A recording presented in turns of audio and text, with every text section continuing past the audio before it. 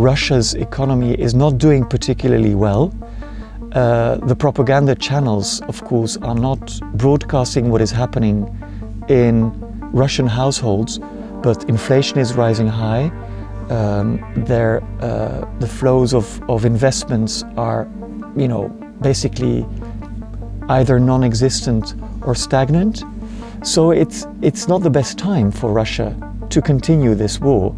And I think, it should be realistic enough for Russia, which is a big economic power, to basically stop this war and to negotiate a peace deal with Ukraine. Hello and welcome to our program. Today my guest is Barend Leyts, former spokesperson of the European Council, advisor to the former Belgian Prime Minister Alexander de Croo, and now he's a volunteer in Ukraine with the organization Finest Volunteers. Welcome to our show. Thank you for having me. Today we are meeting in Kyiv, and why did you come here in Ukraine? What is the mission for your trip here? Well, it's simply to coordinate our work for the aid organizations I am very committed to. I'll give you a concrete example. There was a school attacked during the summer by Russian drones.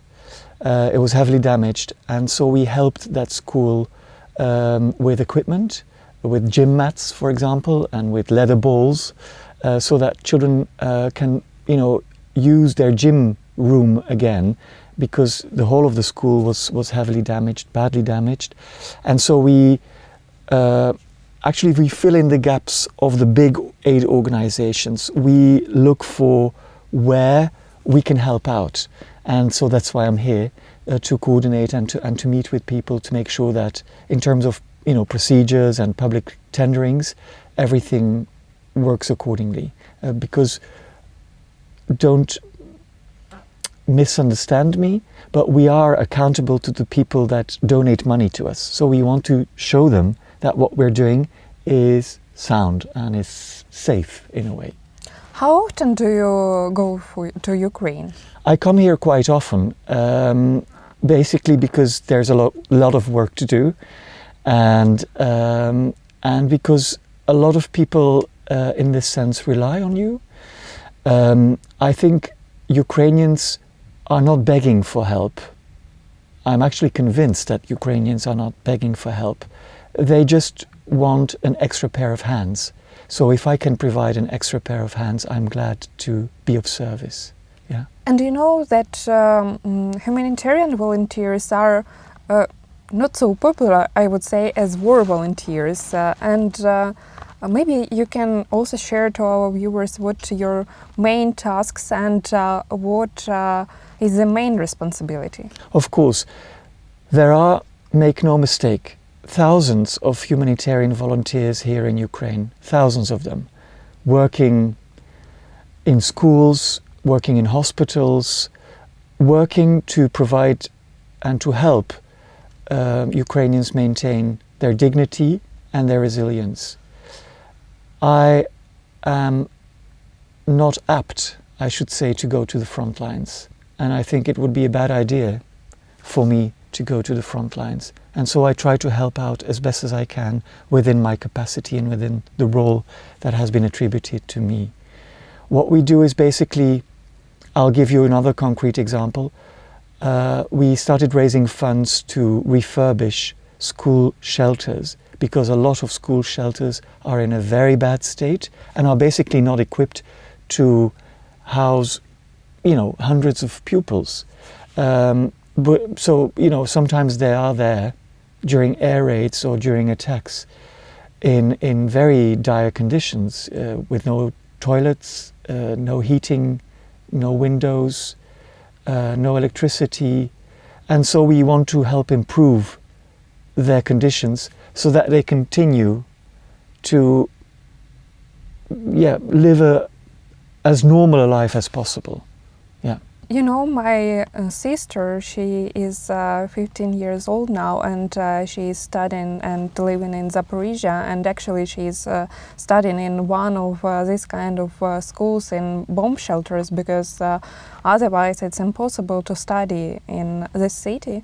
And actually last week Ukraine marked International Day of Volunteer, and unfortunately, even after the war ends, we will still need to have these volunteers in Ukraine. And maybe you have a message to people, to our viewers who really want to go to Ukraine but still afraid of. Yeah, I would say don't give up. If you feel like you want to contribute something, then just take a train, cross the border and come here. It's not the most difficult thing to do. And the work we are doing as humanitarian volunteers is not just basically rewarding, it is also having an impact in people's lives. From a very young age, my parents taught me that it was important to be of service to the community you are part of. I see this as my community. Ukraine is part of Europe. It is a neighboring country of the European Union. I don't see any reason why we would not be able to come here and to help out. I mean, we live very comfortable lives in the European Union. And in a way, it is also a sort of a test of your own sense of responsibility by coming here. Another interesting question about this work, what is the hardest moment for you in the volunteering work? Maybe even contacting Ukrainian children, because I suppose it's very emotional, especially for you as a foreigner. Yeah, this week I taught a course at Lyceum, at the school which we helped with a bit of funding. And I was very struck by the message I got from teenagers that, their future is on hold and they don't know how to make plans for the near future, because they don't know if they will be called upon to serve their country at the front lines, if they will be able to continue their studies. Many of them want to go abroad and just basically live their lives and be free, as they should be at that age. So they are confronted with big questions at a very young age, and that struck me very much when I was talking especially to boys that said, I am very much in doubt on whether I can serve my country as a soldier and how to do that and how to come to terms with that. I don't want to risk my life. I want to build a future. That is something, I cannot imagine having been confronted with as a 16, 17, 18-year-old boy. But it's a life choice for many of the boys and girls in this country. And this is something which I find very cruel in a way. So it is testing your society in a way that we cannot imagine in the European Union, because of course we are able and free to do whatever we want, and that is not the case here. When you return from Ukraine to your home, to the European Union, what's the hardest thing to explain to people who never visited Ukraine, especially during the wartime? Yeah, well, basically the main questions people have are about safety. Do you feel safe enough? That is basically, what they always interrogate me on. And I have to say that there is a sense of fear, or there's a sense of calculating your risks all the time. And every time there is an air alert, you hope that nothing will happen. But you sort of come to terms with that. The second thing is, when I go back to Belgium, for example, or meet with friends, I'm not there to try and convince them, because there is a general understanding that we should keep up our support to Ukraine. And it's a sentiment, or it's a will that is very, very present in our societies. However, we tend to forget what is happening here, because it's no longer so much in the news. And of course, other conflicts have also taken up their space, rightfully so. So people tend to forget about what is happening here. And so I try to raise awareness as best as I can, and I try to keep up just basically the attention for the fate of Ukraine and its people.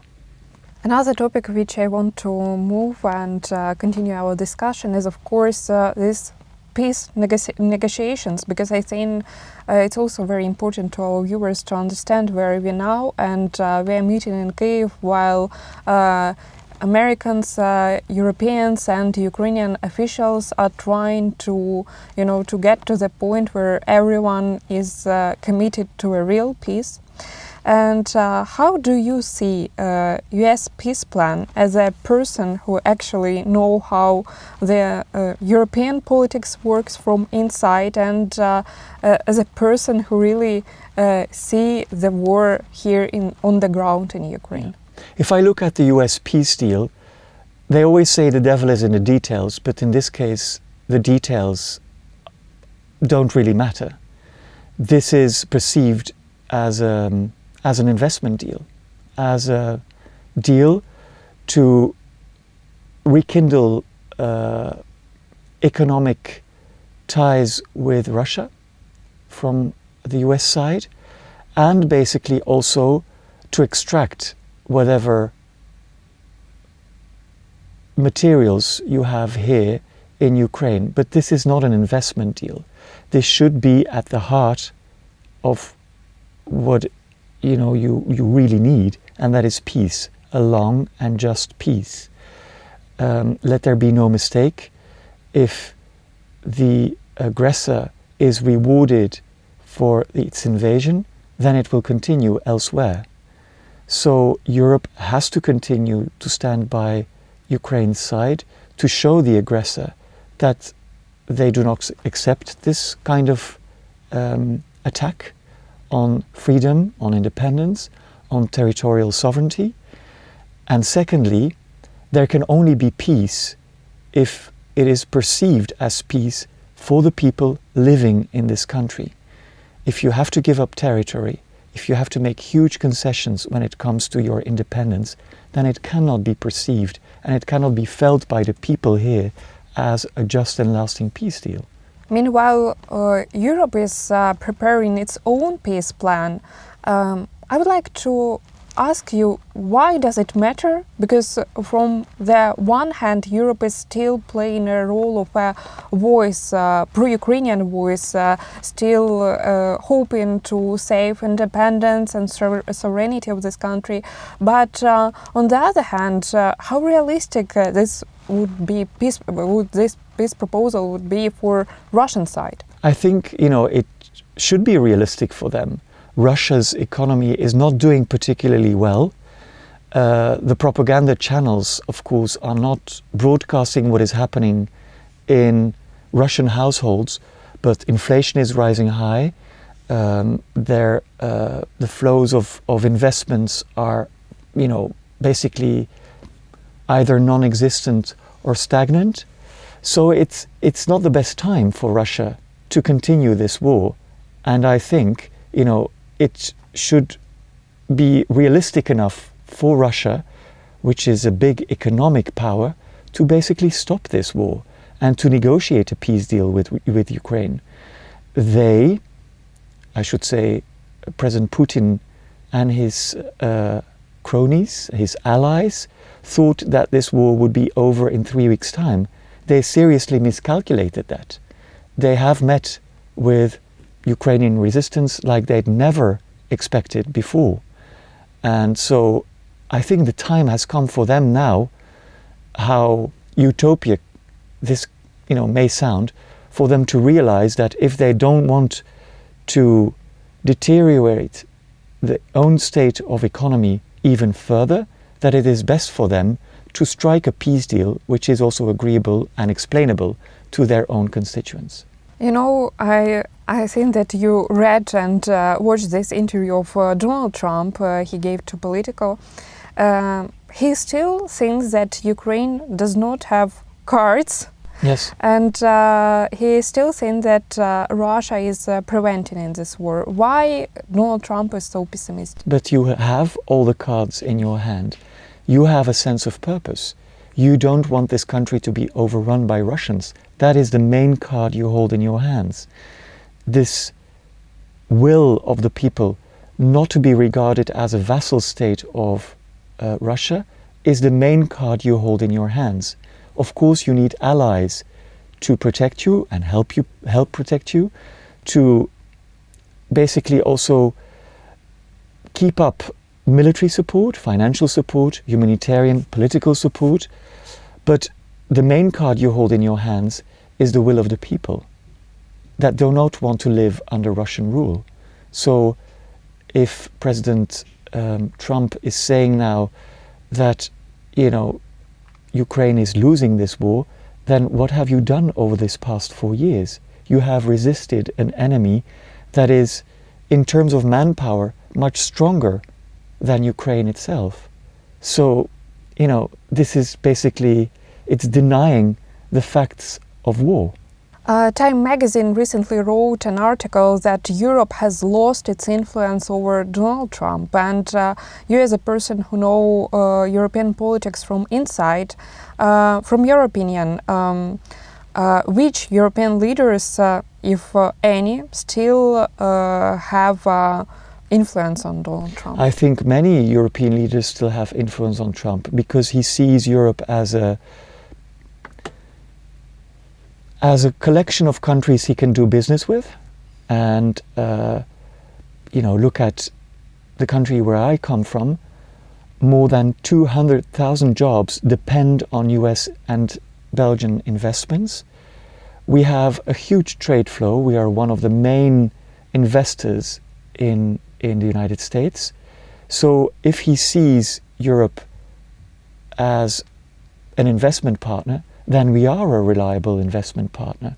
So I think, for the good economic reasons, he still listens to what Belgium and many other member states of the European Union have to say.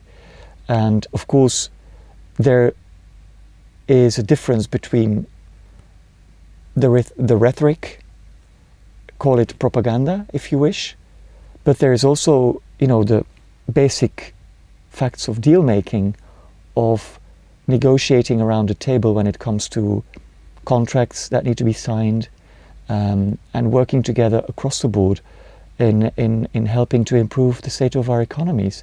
So I'm not that pessimistic when it comes to the US and European relations. Of course, things have changed. And they say that it's America first now. In my view, it was always America first. This is not new. A question about a new national security strategy of the US. What's your take on that? Because many critics already say that this strategy is putting into question transatlantic relations. Yeah. What I find strange is that the US sees a reliable economic partner, political partner, as a problem. We have our democracies that, are always, being tested by its citizens. We organize elections, and sometimes we have more right-wing parties and more left-wing parties, or more centrist parties that endorse a public policy. That is how democracy works. It is disorganized differences of opinions. And that is, how we thrive and how we live in a continent where we hold dear to economy, to our unity in diversity, but also to our European values as tolerance, equality, and making sure that everybody gets to have his or her say. So I don't see in this new strategy why Europe is being treated as a problem. Look at the flow of goods and trade that exists between the US and the European Union, and President Trump should basically understand that we are not the issue here. We are not the problem. There are many other countries in the world that have or that pose a security risk to the United States or any other risk to their stability and safety. Europe is not the problem. Yesterday, NATO Secretary General Mark Rutte said that we are Russia's next target and we have to be prepared for a war on the scale our great-grandparents lived through. Here in Ukraine, right up until the full-scale invasion, we did not expect that we will see, these massive strikes on our peaceful cities. And do you think Europe is ready to see this kind of war and is prepared to defend itself? Well, in a way, we are already going through a series of hybrid attacks. What you see in the Baltic Sea, for example, what you see with drones entering our airspaces, what you see when our internet services are being attacked, is in a way a new kind of warfare, which we are confronted with, which we have come to terms with, and we are building up our resilience in many different fields. And of course, Russia is testing Europe's powers.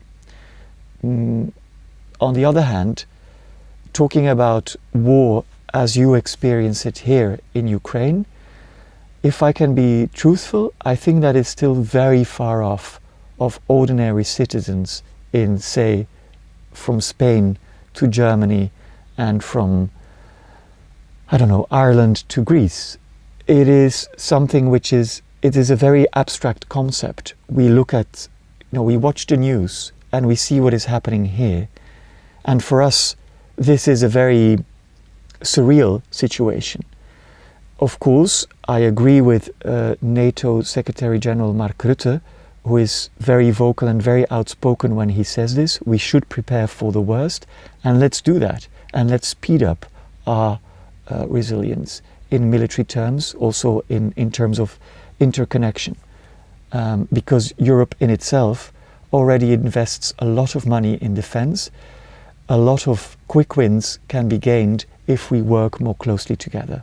And we can confront Russia when we are attacked. I'm very sure of that. Russia is testing its powers, but we are a very strong and very powerful bloc, and we should not think, or we should not be too skeptic about our ability to retaliate if we are attacked.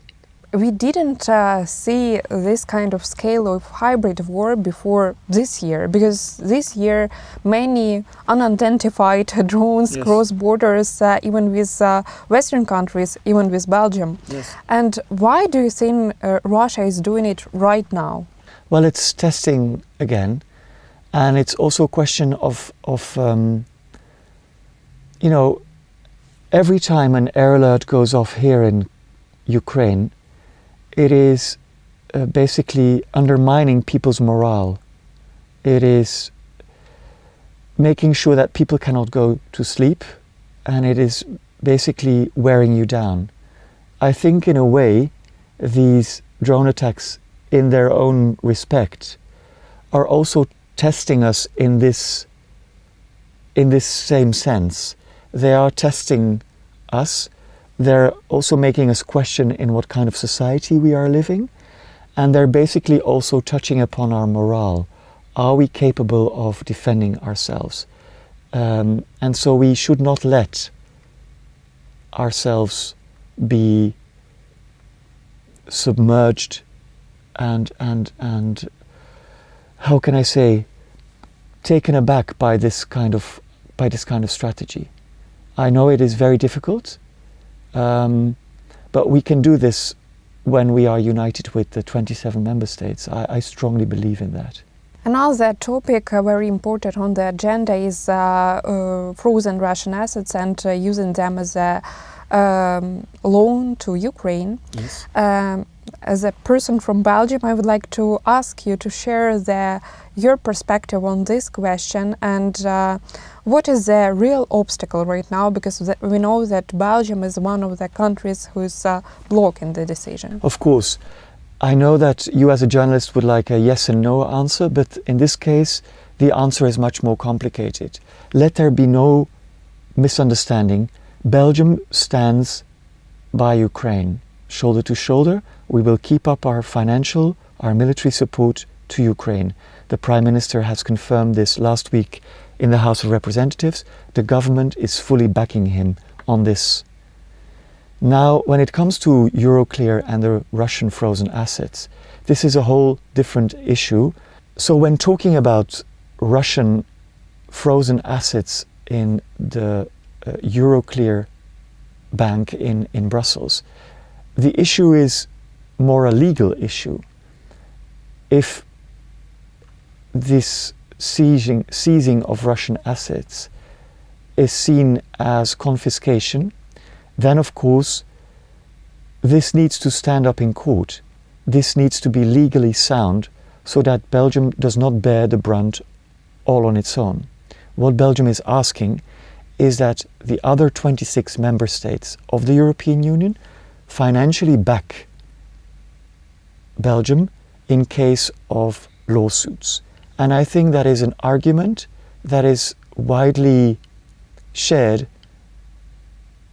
from a political point of view in Belgium, but also from a legal point of view. We do not want to run the risk of being the sole target of Russian Russian attacks. Do you think European leaders can find a solution in case if Belgium will not agree with the European Commission proposal next week? I think the situation is very serious at this very moment, but I think that in the end it is not the first time that we are confronted with an issue that is very divisive and where one or two member states stand their ground. But it's not the first time that within the European Council we see this situation coming up. We've had so many, I think we're 19 sanctions packages endorsed now by the European Council, and I think, in the end they will find a solution that is agreeable to all parties. I do hope so, and I do believe that there's a way out of this. Now Ukraine can rely only on the European Union, from my perspective, because the US kind of stepped down its support to Ukraine and only send in equipment through Pearl program to NATO. Yes. Do you think Europe is capable of full replacement of the US? I think, in a way you are underestimating also the support countries like Canada, South Korea, Australia are giving, Japan, many others are giving Ukraine. You have strong allies all around the world. It's not just the European Union. Let's not be too Eurocentric. I think a lot of countries around the world understand that this illegal, unprovoked invasion is something which is unexplainable. And when the illegal invasion of Ukraine was brought up at the UN Security Council, a big majority of the countries around the world backed Ukraine. So let's look at it from a broader perspective.